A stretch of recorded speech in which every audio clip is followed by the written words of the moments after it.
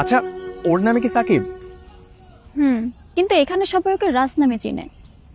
ও আচ্ছা, এর জন্যই ওকে খুঁজে পাওয়া যাচ্ছিল না। কিন্তু তুই ওদের কোথা থেকে পেলি?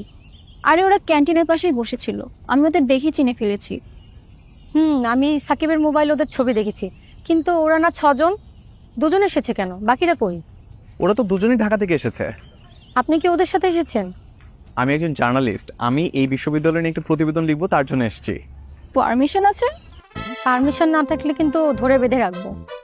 আচ্ছা, এখানে ওয়াশরুমটা কোন দিকে? আমি একটু আগে পারমিশনটা দেখান। ওয়াশরুম থেকে এসে তারপর দেখা।